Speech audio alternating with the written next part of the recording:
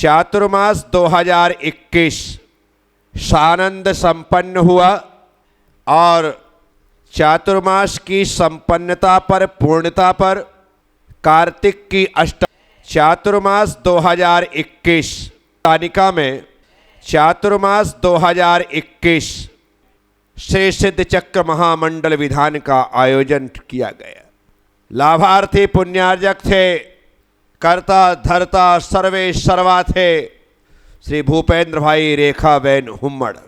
बहुत ही ठाठ से सिद्ध चक्र विधान, यानी कि इतने में काम हो सकता था, पर सामने वाले ने इतना खर्च किया, किसी प्रकार से कोई कमी नहीं छोड़ी। उन्हें देख करके निश्चित तौर पर यह लगता था कि व्यक्ति की सरलता, सहजता और उदारता ऐसी थी कि वे भगवान की भक्ति में सब कुछ लुटा देना चाहते। भूपेंद्र भाई के लिए ये कह सकते हैं कि कंजूसी उनके जीवन की डिक्शनरी में है ही नहीं। गजब का व्यक्ति है जो अपनी उदारता से अपनी खून पसीने की कमाई को सही कार्य में, परमार्थ के कार्य में, धर्म की प्रभावना में अनवरत रूप से लगाते। बहुत ही ठाट बाट के साथ वह विधान यहीं पर इस स्थान पर हुआ। उसके पहले जो वाकया हुआ वो ये हुआ कि बहुत अच्छा 10 लक्षण पर्व हुआ। 10 लक्षण पर्व के बाद 10 उपवास करने वालों की पारणा हुई। पारणा के बाद 16 करण की पारणा हुई। श्रीमती लता जी जैन, इंद्रमल जी जैन के 16 करण के उपवास की पारणा यहीं पर की। पूरा कार्यक्रम हो गया, सब लोग चले गए। दोपहर में ये पंडाल जो शानदार लगा हुआ था, इसकी कैंची टूटी और पूरा बैठ गया। यहाँ पर एक व्यक्ति नहीं, हमारा अंदर पाठ प्रतिक्रमण चल रहा है, वो अंदर चल रहा है। अब वो चलने के साथ ये गिर गया। सब लोग एकदम से बाहर भागे। आपको मालूम है, अपन तो निश्चिंत है, गिर गया तो गिर गया। अब उसके लिए रोने की बात क्या है? बस किसी को तकलीफ नहीं होना चाहिए, किसी को लगना नहीं चाहिए। कोई था ही नहीं, एक व्यक्ति नहीं था। जो लोग थे वो भी अंदर बैठ कर के स्वाध्याय आदि सुन रहे थे, प्रतिक्रमण कर रहे थे, उसमें थे। बाहर कोई नहीं था। बस मुझे थोड़ी सी तकलीफ थी, तो यहाँ एक शानदार झूमर लगा था जो अभी अंदर लगा है। मुझे लगा कि वो तो उसके साथ ही चूर चूर हो गया। लेकिन ये भी भगवान का चमत्कार, कांच का झूमर पूरा का पूरा पंडाल धराशायी हो जाए। अब ऐसा करके एक लोहे का एंगल फंसा और उसमें पूरा पंडाल आ गया। झूमर बिल्कुल सुरक्षित, एक तो कांच निकल हो जाए। 2 दिन तक वो ज्यों का त्यों ऐसा ही स्थिति रही। धीरे धीरे करके निकालने वाले निकालते रहे। स्थिति बहुत बड़ा हादसा था वह, पर अनहोनी नहीं हुई। ये खुशी की बात थी। देखो, जान नहीं जानी चाहिए। माल कितना भी चला जाए, वो तो मेहनत करके फिर आ जाएगा। लोग कमा लेते हैं, दान देने वाले दे देंगे, फिर खड़ा हो ही गया ना। मैंने सिद्ध चक्र विधान के बाद ये बात इसलिए सुनाई क्योंकि ये सब कुछ हो गया। अब जिसने ठेका लिया था उसको तो हटा दिया, डांट डपट के जो कुछ करना था। ठीक, स्पेशल इस टेंट को लगाने के लिए, इसे खड़ा करने के लिए रायपुर से टीम आई, छत्तीसगढ़ से। हमारे भाई राकेश बाकलीवाल, कन्नू भैया, जिनका लोहे का ही काम है, फैब्रिकेशन का, तो खबर बोले महाराज से आप चिंता मत करो, मैं अपनी टीम भेज देता हूँ। वो वहाँ से यहाँ आए, पूरा का पूरा स्ट्रक्चर खड़ा किया। ये खड़ा हो गया। बात ये थी कि भूपेंद्र भाई का सिद्ध चक्र विधान था, विधान यही होना था। ये खड़ा हो जाए, ये टाइल्स आदि लग जाए, सब कुछ व्यवस्थित हो जाए। तो टाइल्स आदि तो उस समय लग नहीं पाई, लेकिन ये होकर के इसको शानदार तरीके से कर दिया गया था कि विधान के लायक पूरा का पूरा। तो इसी स्थान पर, क्योंकि उनकी भी इच्छा थी कि इसी स्थान पर हो और मेरी भी इच्छा थी कि इसी स्थान पर हो, अन्यथा हमारे पास पीछे की जगह थी, वहाँ कर सकते थे। पर पीछे करने में पीछे ही लगता है। ये सामने बैठने में जो आनंद है ना, वो आनंद पीछे नहीं। तो बस उनकी भावना, मेरी इच्छा काम करने वालों की दिन रात की मेहनत और बहुत अच्छे तरीके से ये पंडाल ज्यों का त्यों खड़ा हो गया।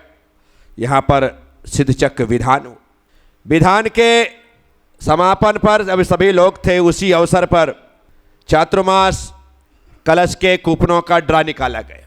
क्योंकि अच्छे से याद है, मदन भाई भी यहाँ थे, भूपेंद्र भाई भी यहाँ थे, मदन भाई से बुलवाया गया था। बहुत ही अच्छे तरीके से बस प्रक्रिया है, वहीं पर सामने बैठना, क्योंकि वहाँ वेदी तो थी नहीं, वहाँ पर बैठना हुआ और वहीं से एक एक करके पर्चियाँ निकाली गई, जिसमें श्रीमती दीप्ति लोकेश जी जैन, इन्होंने वह मंगल कलश हासिल किया और आज लोकेश भाई यहाँ पर हैं। ये अच्छी बात है कि आप इस समय यहाँ पर उपस्थित हैं। तो ये सारे की सारी प्रक्रियाएं यहाँ पर चली, कलश आदि का ड्रा हो गया, लेने वाले लोगों ने यहाँ से प्राप्त किया। उज्जैन का एक भी व्यक्ति ऐसा नहीं था कि जिसके घर में कलश जा सके। उसके बाद यहीं पर पिछी परिवर्तन का कार्यक्रम हुआ। कार्यक्रम होने के पश्चात हमारे विमल जी को मैंने अपनी पुरानी पिच्छी दी और उस समय संग था नहीं, सिर्फ छुल्लक पूज्य सागर जी महाराज जी मेरे साथ थे। तो उनकी पिच्छी उन्हीं के बेटे कपूर चंद और अलका यहाँ पर आए थे। तो मैंने कहा चलो आज तक इनको दिया नहीं है तो इस बार इन्हें आशीर्वाद मिल जाना चाहिए। तो कपूर चंद और अलका को वह पिच्छी पुरानी प्रदान कर। इसके बाद उज्जैन शहर के कार्यक्रम की एक रूपरेखा तैयार हुई, क्योंकि अभी हमारे पास समय बहुत है क्या प्रभावना करना है, अब कहीं जाना कुछ है नहीं। यहाँ पर हम लोग आगामी कार्यक्रमों की रूपरेखा तैयार करें, उससे पहले एक उज्जैन जाने का प्रोग्राम हमने बनाया और उज्जैन जाने में सबसे पहले विमल जी के घर में ही यहाँ से प्रवेश हुआ। शानदार विमल जी, मंजुला जी, पुष्पराज, ज्योति, मोहित, प्रखर, सब लोगों ने बहुत ऐसा, पूरी गली इनके कब्जे में थी। बहुत ही अच्छे तरीके से इनके घर में सिर्फ आहार ही था। आहार करके पिच्छी को स्थापित करके सामायिक के लिए मैं ऋषिनगर मंदिर चला गया, क्योंकि मेरी अपनी जिद थी मैं तुम्हारे घर में नहीं रुकूंगा बस। और ये लोग नहा धो के पीछे पड़े थे कि महाराज से सब व्यवस्था है, आप यहाँ रुक जाओ। मैंने उसने कहा नहीं, आहार करूँगा, पिच्छी स्थापित करूँगा, कलश स्थापित कर, सब कुछ कर दूंगा, लेकिन रुकूंगा नहीं, मंदिर में ही सामायिक करूँगा। और मैं वहाँ से निकल करके ऋषिनगर मंदिर पहुँचा, मंदिर में सामायिक की। उसके बाद वहाँ से निकल करके चल करके अब जाना है फ्रीगंज। कहाँ जाना है?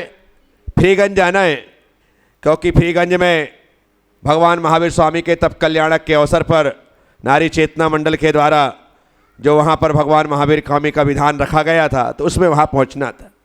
तो वहाँ से निकल करके मैं सबसे पहले हमारी चंदा रानी के यहाँ गए होते हुए, क्योंकि इनकी जो समधन है उनके नाम पर कलश निकला था, श्रीमती कल्पना जी बखारिया के नाम पर। तो उस समय वो थे नहीं, तो इन्हें इनके घर में जाकर के उस कलश को वहाँ पर रखा गया। उसके बाद और भी दो चार घर रास्ते में रहे, सबके होते हुए इंदिरा गांधी चौराहा से बढ़ते हुए हम लोग फ्रीगंज जाने के लिए, तो फ्रीगंज वहाँ से प्रवेश हुआ। संध्याकालीन सत्र में दूसरे दिन भगवान महावीर स्वामी का तप कल्याणक महोत्सव था। नारी चेतना मंडल की अध्यक्षा श्रीमती पुष्पा जी भज, शकुंतला सोनी आदि सब महिलाओं की बहुत इच्छा, पहली बार वो शुरुआत कर रही थी कि भगवान का तप कल्याणक मनाएंगे, और उसी उद्देश्य से निकलना भी हो गया, सब लोगों को लाभ भी मिल गया। फ्रीगंज पहुँचा। फ्रीगंज पहुँचने के बाद विधान पूजा पाठ सब, मेरे प्रवचन की बारी आई। मैंने बोलना प्रारंभ किया, वहीं पर अपने सुपारी वाले बैठे हुए थे विजेंद्र जी, उनको लक्ष्य करके मैंने कहा कि विजेंद्र जी, विद्यासागर भवन का शुभारंभ होना चाहिए। और बात ऐसी बोली की बात हो गई। बोले गुरुदेव आप करोगे, सब होगा तो हो जाएगा। और बस कार्यक्रम निर्धारित हुआ और विद्यासागर भवन के शुभारंभ की तारीख देकर के मैं वहाँ से आगे चला गया कि सब जगह पूरा शहर एक बार घूम करके आते हैं। जिसमें नमक मंडी भी जाना हुआ, जयसीपुरा भी जाना हुआ, नयापुरा भी जाना हुआ, भेरूगढ़ भी जाना हुआ, इंदिरानगर भी जाना हुआ। ये सब जगह होते हुए मैं वापिस मैं विद्यासागर भवन के उद्घाटन के लिए फ्रीगंज आ गया। जो काम एक प्रकार से अभी संभव ही नहीं था, वो काम अचानक कैसे हो गया, ये तो ना फ्रीगंज वाले जानते हैं, ना मैं जानता हूँ, ना वो विजय सुपारी वाले जानते हैं। बस हो गया 8 दिन के अंदर सारा का सारा खेल। और देखते ही देखते विद्यासागर भवन का शानदार आयोजन के साथ शुभारंभ हो गया। जो भवन आज भी शहर में निश्चित तौर पर बाहर से आने वाले यात्रियों के लिए बहुत बड़ी सौगात है, जहां पर लोग पहुंच करके उसका पूरा लाभ प्राप्त कर रहे हैं। ये बहुत बड़ी उपलब्धि थी। सभी स्थानों पर लक्ष्मीनगर आदि में प्रवास करने के बाद जब मेरा पूरा हो गया तो मैं वापस तपोभूमि आ गया। तपोभूमि आने के बाद अब यहाँ से पुष्पगिरी जाना है, लेकिन हमारे अरुण सागर जी महाराज जो कि फरीदाबाद से विहार करते हुए पुष्पगिरी ही आ रहे हैं, लेकिन मैंने उनको मक्सी से डाइवर्ट कर दिया। मैंने कहा वहाँ मत जाओ, पहले आप उज्जैन आओ, उज्जैन से अपन साथ साथ पुष्पगिरी चलेंगे। बोले बाबा है, मान गए और मक्सी से उज्जैन आए। उज्जैन में आने के बाद 2-3 दिन फिर वो लोग बोर्डिंग में रहे, क्योंकि उनके दांत का ट्रीटमेंट होना था। तो हमारे डॉक्टर वैभव जैन हमारे पंडित जी के सुपुत्र हैं, उन्होंने बहुत अच्छे तरीके से उनका इलाज किया और उसके बाद वो तपोभूमि आए। तपोभूमि हम 2-3 दिन रहे। उसके बाद हमने साथ साथ यहाँ से पुष्पगिरी के लिए मंगल विहार किया। चल रहे थे और बहुत अच्छे से चल रहे थे। साथ साथ रहना, साथ साथ आहार चर्या करते हुए हम लोग आज शाम को हमें पुष्पगिरी पहुँचना है। शाम को सुबह पहुँचे थे, शाम को पुष्पगिरी पहुँचना था। महाराज जी आगे आगे थे, हम पीछे थे। भाई साहब इतने आगे निकले कि पुष्पगिरी पहुँच गए, हम अभी पीछे ही हैं। पुष्पगिरी पहुँच गए, साथ साथ प्रवेश करना था, साथ साथ गुरुदेव से मिलना था। भैया जी पहले ही पहुँच गए। अब पहुँच गए तो गुरुदेव हमको लेने आ रहे थे, हमारे साथ प्रवेश करना था, भाई साहब हमको लेने आ रहे थे। हाँ ऐसा हुआ। अब वो आचार्य से मिल लिए, उसके बाद हमको लेने आ रहे। मैंने क्या हुआ, बोले आ गया आगे, तो मिल लिया आचार्य से, हम लेने आया। तो आचार्य श्री सौरभ सागर जी, अरुण सागर जी, ये सब थे। हम लोगों मैंने गुरुदेव के दर्शन किए, वंदन किए। उसके बाद गुरुदेव से मिलकर के पुष्पगिरी पहुँचे। वहाँ जाने के बाद बड़े लंबे समय बाद सौरभ सागर जी से मिलना हुआ था, अरुण सागर जी से, सब लोगों से। दूसरे दिन प्रगल्भ सागर जी आ गए, फिर प्रणाम सागर जी आ गए। ये पूरा संघ एकत्रित होने लगा। अब जब सब इकट्ठे हो गए तो रोज़ बातें होती थी। अब सौरभ सागर जी ने बड़ा काम पुष्पगिरी में किया था, उसके पंचकल्याणक की तिथि निकाल की बात आई थी। मैं वैसे पहले ही बोल गया था किस प्रकार से होगा, परंतु उस पर कोई अमल नहीं हुआ। फिर बातचीत चलती रही कि इस प्रकार से पुष्पगिरी के पंचकल्याणक की तारीख निकाली जाए। तारीख निकाली दी गई, जनवरी में निकाल दी गई, सब कुछ हुआ। लेकिन कोरोना काल था, बहुत सारी समस्याएं भी चली रही थी, लोग आने जाने में थोड़े कतरा रहे थे। सौरभ सागर जी भी, उन्हें लग रहा था कि लोग कैसे आएंगे, किस स्केल में कार्यक्रम होगा, तो बातचीत चलती रहती थी, रोज़ ऐसा होता रहता। ठीक है। इस बीच में 1 जनवरी आ गई, गुरुदेव की जन्म जयंती हमने बहुत ही ठाट बाट से बहुत अच्छे तरीके से मनाई। 2-4 दिन ऐसी और बात पंचकल्याणक की होती रही। लेकिन जब देखा कि कहीं से कहीं तक कोई तैयार ही नहीं हो रहा, आचार्य से बोलो तो वो कहते थे सौरभ सागर जी जाने, सौरभ सागर से बोलो तो वो कहते आचार्य जी जाने। और मैंने कहा करवाना इन लोगों को, मैं बीच में फालतू में परेशान हो रहा। तो बातचीत हुई, मैंने कहा भाई नहीं होता तो किसी को कैंसिल कर दो, या आगे बढ़ा दो, पोस्टपोन कर दो ये तारीख। तो हुआ वही कि जो तारीख चल रही थी उसको बोले बाद में करेंगे, बात खत्म, बाद में करेंगे, तो बात ही खत्म। ठीक है। हम मैंने कहा बाद में करेंगे, पंचकल्याणक की तारीख थी, पंचकल्याणक के बीच में ही आचार्य पदारोहण की तारीख 23 तारीख को करने का ये जो चल रहा था, उस हिसाब से करेंगे। अब पंचकल्याणक कैंसिल, सब कैंसिल, तो आचार्य जी बोले सब बाद में करेंगे। कोई बात नहीं। अब ये चलता रहा, फिर लगा कि भाई ये सब कुछ ऐसे कैसे हो सकता है। फिर आचार्य जी का नहीं, पंचकल्याणक कैंसिल है, आचार्य पद तो उसी तारीख पे करेंगे। और आचार्य पदारोहण की तारीख 23 जनवरी 2022 निश्चित कर दी गई। चारों तरफ खबर पहुंची, सभी लोग आने को तैयार हुए, लेकिन डर अभी भी है कोरोना का। जितनी भीड़ हमें बुलानी थी, जितने लोग, सबसे ज़्यादा लोग सिर्फ उज्जैन से ही बुलाए गए थे, बाकी सब लोगों को मना ही कर दिया गया था। जिन लोगों को कुछ पात्र आदि बनाया गया था या दिया गया था, बस उन लोगों को ही इनवाइट था। उस मंदिर के प्रांगण में ही उस कार्यक्रम को वहाँ पर रख लिया गया, क्योंकि अरुण सागर जी को भी वापस फरीदाबाद जाना था। ये सब थे, कार्यक्रम निश्चित किया गया। माहौल बहुत ही शानदार तरीके से निर्मित हुआ और बहुत ही अच्छे तरीके से 23 जनवरी को आचार्य पदारोहण का कार्यक्रम करना निश्चित किया गया। रूपरेखा तैयारी की गई कि लोग भले कम रहें, लेकिन ऐसी व्यवस्था की जाए ताकि लोग घर बैठे उस कार्यक्रम को देख सकें। तो पारस में हमने लाइव भी दिखाया, सिर्फ इसलिए ताकि जो नहीं आ पा रहे हैं तो कम से कम घर बैठे उस कार्यक्रम को देख लें। इसी अवसर पर संघस्थ संजीव भैया अर्थात गस्सू भैया की दीक्षा भी निश्चित की कि भाई इन्हें भट्टारक बनना है, और भट्टारक बनने की प्रक्रिया में पहले छुल्लक बनना है। तो छुल्लक दीक्षा, क्योंकि स्वामी जी का कहना था कि पहले आचार्य से छुल्लक दीक्षा दिला दो, उसके बाद मैं भट्टारक बना दूंगा, ठीक है। और उनकी दीक्षा निश्चित हुई। दीक्षा निश्चित होने के साथ गोद भराई के कार्यक्रम प्रारंभ हो गए। उसके साथ हल्दी लगाना, मेहंदी लगाना, XYZ सारे के सारे काम वह वहाँ पर चलने लगे और बहुत ही अच्छे तरीके से 23 तारीख का कार्यक्रम हमने सजा लिया। और 23 तारीख को प्रातःकालीन सत्र में ही, जाता तो नहीं लेकिन तकरीबन 300-400 लोगों की उपस्थिति में वह आचार्य पदारोहण का कार्यक्रम कोरोना काल होने के बावजूद भी बहुत ही ठाठ से प्रारंभ हुआ। मदन भाई हुम्मड़, रेखाबेन हुम्मड़ को उस आचार्य पदारोहण में मेरे माता पिता बनने का सौभाग्य प्राप्त हुआ। वो एक ऐसे व्यक्तित्व हैं जो धर्म के लिए जी जान से समर्पित हैं, मेरे प्रति जी जान से समर्पित हैं। बस सभी लाभ प्राप्त हों, ऐसी उनकी एक भावना होती है। और मैंने कहा कि भाई ये जन्म के माता पिता तो बन नहीं सके, दीक्षा के समय में मुझसे जुड़े नहीं थे तो वो बन नहीं सके, बस एक ही अवसर है जिसका लाभ इन्हें प्राप्त हो सकता है। तो मदन भाई हुम्मड़, रेखाबेन हुम्मड़ को माता पिता बनने का वह सौभाग्य दिया गया और उन्हें वह लाभ मिला। अब देखो, जिस दिन आचार्य पद की घोषणा हुई थी, अब देखना ये बात मुझे बाद में बताते हैं, घोषणा हुई थी उस दिन रेखाबेन ने मदन भाई से कहा, देखो ना गुरुदेव आचार्य बन रहे हैं, आप उनसे बोलो कि अपने को माता पिता बना देंगे।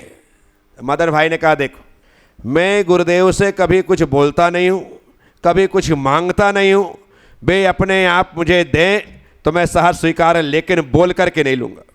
एक कब बताया, जब वो माता पिता बन गए तब, कि हमने उसी दिन जब घोषणा हुई थी उस दिन ऐसा भाव किया था और आज उस दिन हमने सोचा था और आज हमारी भावना पूरी हो गई। तो ऐसा भी होता है।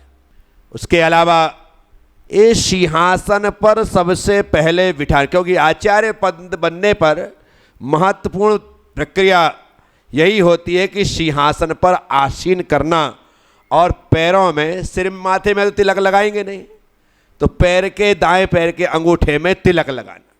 तो बस इसका सौभाग्य हमारे भाई दिनेश जी, सुपर फार्मा परिवार, उन्होंने प्राप्त किया था और सिंहासन पर बिठा करके अपने अंगूठे से मेरे अंगूठे पर तिलक लगाया था। इस प्रकार की वह प्रक्रिया यहाँ पर संपन्न हुई थी। बाकी सभी लोगों ने, किसी ने पिच्छी भेंट की थी, किसी ने कमंडल भेंट किया था, किसी ने सास दिए थे, बहुत सारी प्रक्रियाएं थी, कोई पाद प्रक्षालन कर रहा था, सब लोग जुड़े थे। लेकिन ये दो ऐसे महत्वपूर्ण क्रम थे जिनमें इन लोगों ने लाभ लिया था। मेरे साथ साथ अरुण सागर जी महाराज का भी आचार्य पदारोहण था, उनका भी आचार्य पद का वह कार्य हुआ, बहुत ही अच्छे से हुआ। फरीदाबाद से उनके प्रति आस्था रखने वाले, श्रद्धा रखने वाले भक्तगण उपस्थित हुए, जिन्हें उन्होंने कहा उन लोगों को वह माता पिता आदि बनने का वह अवसर प्रदान किया गया। सब कुछ जो वह कहते रहे वैसा काम हुआ, बहुत ही अच्छे से काम चल रहा है। अब हमारे आचार्य पदारोहण हो जाने के बाद हम तो सिंहासन पर आसीन हो गए। अब उस स्थान पर गस्सू भैया की क्षुल्लक दीक्षा का कार्यक्रम प्रारंभ हुआ और गुरुदेव ने उनके मस्तक पर 11 प्रतिमाओं का रोपण करते हुए उन्हें क्षुल्लक प्रमेश सागर बनाया और वो उस दिन से क्षुल्लक प्रमेश सागर। इस तरह से वह आचार्य पदारोहण का कार्यक्रम बहुत अच्छी तरीके से पुष्पगिरी में संपन्न हो गया और अब हम लोग वहाँ पर ही रुके हुए हैं, क्योंकि 31 तारीख को, वैसे तो 26 जनवरी अपने अभिषेक का तारीख होती है, लेकिन इस बार पहले ही कह रखा था कि आचार्य बन कर के आऊँगा तभी भगवान का महामस्तकाभिषेक करवाऊँगा। उस समय हमारे भाई सुनील जी और धर्मेंद्र जी दोनों बैठे हुए हैं। ये अध्यक्ष और सचिव, उनके कार्यकाल में ही वह सारी की सारी प्रक्रियाएं चल रही थी। तो वहाँ पर हमारा प्रवास रहा। अब कब किस तरह से पुष्पगिरी से विहार होगा, चातुर्मास 2021 और विहार करके हम कैसे वापिस तपोभूमि आएंगे और यहाँ आने के बाद क्या होगा, इसकी चर्चा कल। ओम नमः। सबसे क्षमा, सबको क्षमा। जय गुरुदेव, जय महावीर।